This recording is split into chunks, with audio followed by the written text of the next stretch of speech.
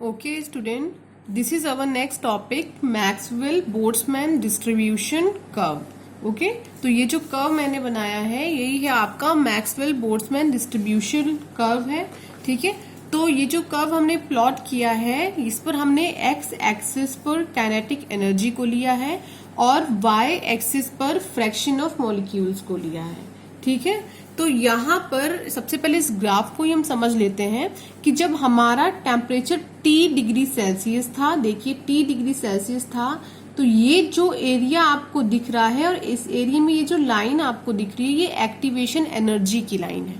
ठीक है, तो यहाँ पर ये जो पार्ट है, ये पार्ट जो रेड वाला पार्ट है, ये पार्ट रिप्रेजेंट करता है कि इतने मॉलिक्यूल्स हैं, इतने नंबर ऑफ मॉलिक्यूल्स हैं जो इफेक्टिव जो कोलिजन को शो करना है. ठीक है, इसके बाद जब आपने टेम्परेचर को T+10 डिग्री सेल्सियस इंक्रीज कर दिया, यानी 10 डिग्री सेल्सियस इंक्रीज कर दिया है, तो ये जो इफेक्टिव कोलिजन वाला पार्ट था वो पहले कितना था, जब T डिग्री सेल्सियस था तो ABCD था.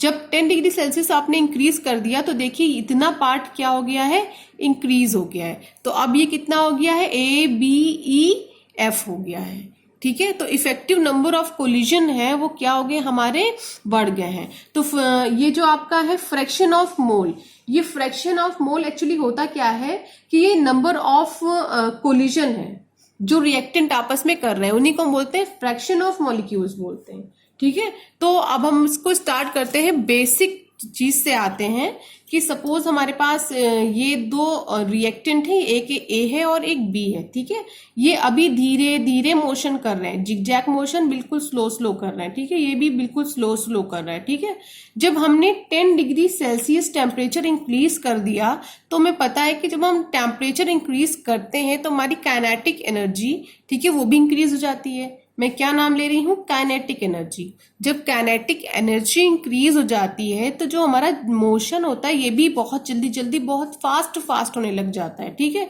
जब मोशन करना हमारे रिएक्टेंट फास्ट कर देंगे तो ऑब्वियस सी बात है कि ये एक दूसरे से जो टकरा रहे हैं, पहले धीरे धीरे टकरा रहे थे, अब जल्दी जल्दी भी टकराने लग जाएंगे.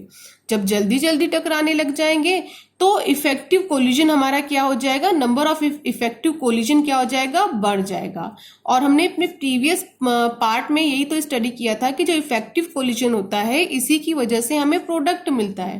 तो यानी जो प्रोडक्ट पहले हमें कम मिल रहा था वो ज्यादा मिलने लग जाएगा. ठीक है, तो जो हमारी रेट ऑफ रिएक्शन है वो क्या हो जाएगी, इंक्रीज हो जाएगी. ठीक है, रेट ऑफ रिएक्शन इंक्रीज हो जाएगी.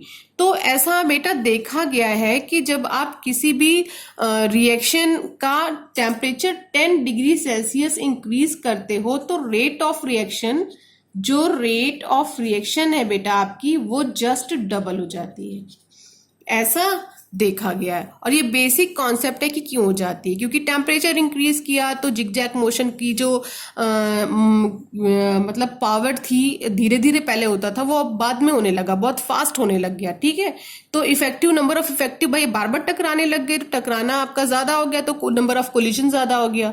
नंबर ऑफ कोलिजन ज्यादा हो गया तो उसमें इफेक्टिव कोलिजन ज्यादा हो गया. जब इफेक्टिव कोलिजन ज्यादा हो गया तो जो आपका प्रोडक्ट था वो भी आपको ज्यादा मिलने लगे, यानी कि रेट ऑफ रिएक्शन आपकी क्या हो गई है, इंक्रीज हो गई है. ठीक है, तो पहले जब आपने टेम्परेचर T डिग्री सेल्सियस था तो ये जो आपको पार्ट था ये पार्ट रिप्रेजेंट करता है इफेक्टिव कोलिजन का. ठीक है, फ्रैक्शन ऑफ मॉलिक्यूल्स का, फ्रैक्शन ऑफ मॉलिक्यूल ही तो आपका क्या है, नंबर ऑफ कोलिजन. ठीक है, और जब आपने 10 डिग्री सेल्सियस बढ़ा दिया टेम्परेचर तो ये तो और ज्यादा बढ़ गया, ABEF हो गया. ठीक है,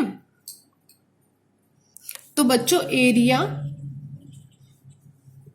कौन सा एरिया, ABCD रिप्रेजेंट क्या करता है, फ्रैक्शन ऑफ मॉलिक्यूल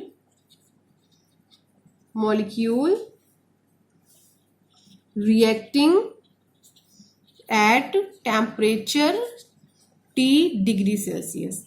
और एरिया ABEF क्या रिप्रेजेंट करता है, fraction of molecule at temperature T+10 degree Celsius.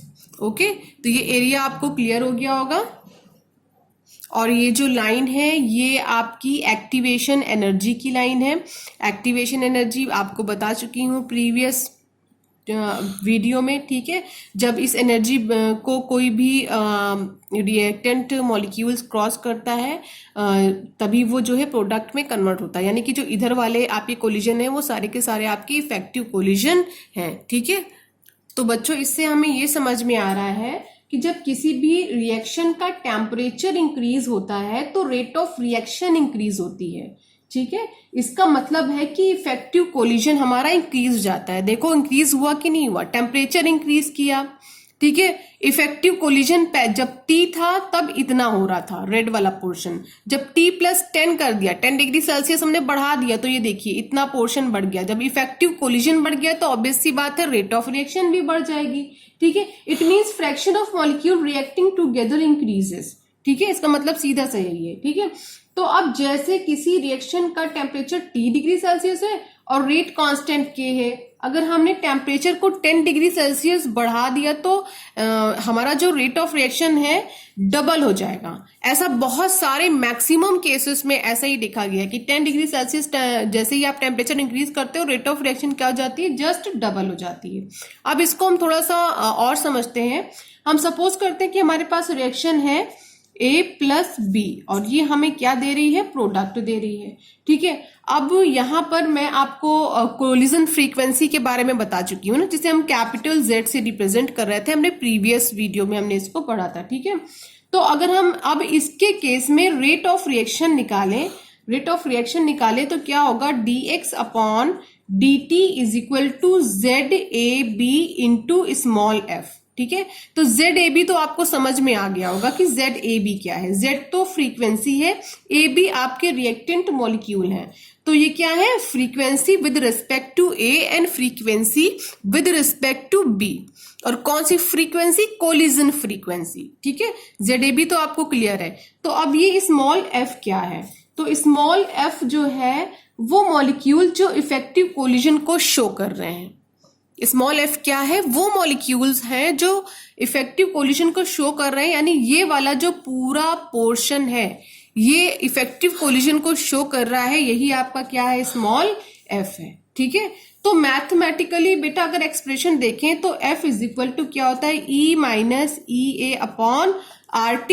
अब आपको कुछ नहीं करना है, नेचुरल लॉग ले लेना है दोनों साइड, ये इस इक्वेशन का नेचुरल लॉग लेना है। आपको क्या मिलेगा, ln(f) = ln - EA/RT। और आपको पता ही होगा ln x to the power a = a ही होता है, ठीक है।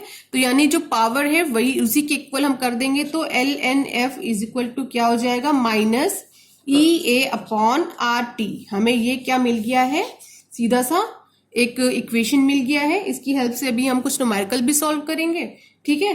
तो अगर हम ln को चाहें तो किसमें कन्वर्ट कर सकते हैं, 2.303 log base 10 में कर सकते हैं। तो चलो कर लेते हैं। तो log 2.303 log f = -EA/RT। हम 2.303 को यहाँ पे मल्टीप्लाई में है, नीचे लाएंगे तो डिवाइड में हो जाएगा। तो और हम इसे ऐसे भी लिख सकते हैं, log f = -EA 2.303RT। हम इसे ऐसे भी लिख सकते हैं, ठीक है बच्चों। अभी इसकी हेल्प से हम कुछ न्यूमेरिकल भी सॉल्व करेंगे। तो बच्चों ये था हमारा बोल्ट्जमैन डिस्ट्रीब्यूशन कर्व, जिसमें हमने ये समझा था कि जब टेम्परेचर T डिग्री सेल्सियस होता है तो इफेक्टिव कोलिजन कम होता है। जब हम टेम्परेचर इंक्रीज कर देते हैं 10 डिग्री सेल्सियस तो हमारी जो रेट ऑफ रिएक्शन हो जाती है वो जस्ट डबल हो जाती है। क्यों डबल हो जाती है, क्योंकि हमारा जो इफेक्टिव कोलिजन है वो क्या हो जाता है, जस्ट डबल हो जाता है। इफेक्टिव कोलिजन डबल हो जाता है तो हमारा जो प्रोडक्ट होता है वो भी इंक्रीज हो जाता है, यानी जो फ्रैक्शन ऑफ मॉलिक्यूल्स होता है वो भी क्या हो जाता है, इंक्रीज हो जाता है। ओके।